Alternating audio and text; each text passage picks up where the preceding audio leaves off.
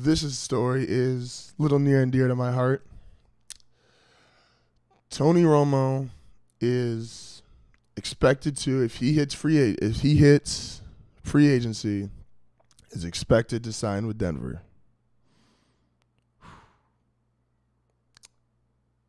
Let me take a second to process this.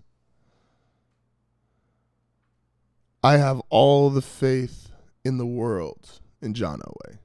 He's made great decisions, whether it is in his own personal business life, with his car dealership, with being a general manager, being a player. He has run and executed his life very well and made extremely wise decisions. This is going to be the one time I will ever say, John, don't do it.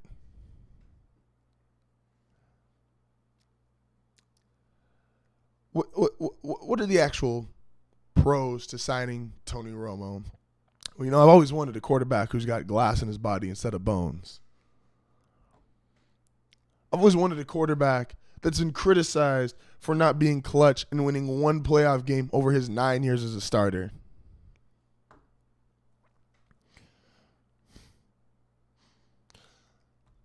I've always wanted a quarterback who's been top 5 in interceptions in the fourth quarter. Because I love watching games and then having it just fall apart in the final 5 minutes. That's always been what I've wanted to do. People are comparing this to, Manning did it. Well, first off, to compare Tony Romo and Peyton Manning as players is kind of like saying,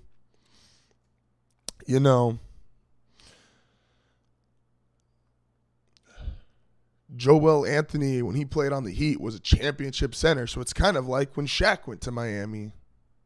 No. One's one of the greatest ever. One's just kind of there. And Tony Romo can play. I'm not denying that.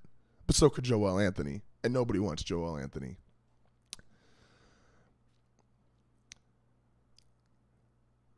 Let's look at even the differences between when Manning went to Denver and when Romo went to Denver. When Manning went to Denver, the Raiders weren't good. The Chiefs weren't good. The Chargers were, as far as Phillip Rivers could take them. Now, look at the current division. The Raiders are pretty good. Chiefs are pretty good. Chargers are pretty good. They're playing in a soccer stadium, but they've got a top 5 offense and a top 5 defense. They got Joey Bosa, the reigning defensive rookie of the year. You're putting a fragile, less talented, quite frankly, just not as good quarterback in a much tougher division than when Manning went there. Plus, when Manning went there, the things that were good about Denver, being their offensive line, being their 2 young receivers, being their young tight end, well, the offensive line's no longer there. Denver's offensive line it's a makeshift job at this point, and I hear they're accepting calls. So if you want a job, go work out for the Broncos at 9:30 this morning. You could probably get a job as one of their 5 starting offensive linemen. It's gotten that bad. Demaryius Thomas is still there, but Eric Decker and Julius Thomas aren't. Emmanuel Sanders is good, but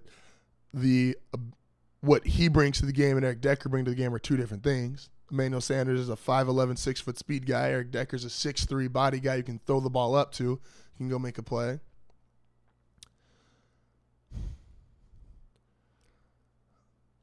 The things that are good about the other teams, pass rush. If you look at the pass rushers in the AFC West, Khalil Mack for the Raiders, Justin Houston, Tom Bahali for the Chiefs, Joey Bosa for the Chargers. There's guys that will put you on your ass real quick that just weren't there 5 years ago when Manning did this.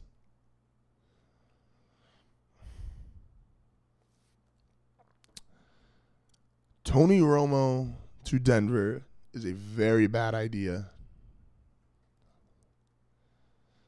You've also got to let's look at some other factors Cold weather.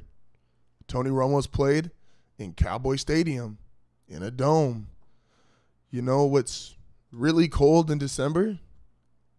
Denver. You know what's not so cold? Cowboy Stadium in a dome. Division, but not as good personnel, cold weather. If I'm Tony Romo, why would I want to go there? Like I said, John, I trust you. I believe in you. Respect you. You're one of you might be the greatest person to ever go through the state of Colorado.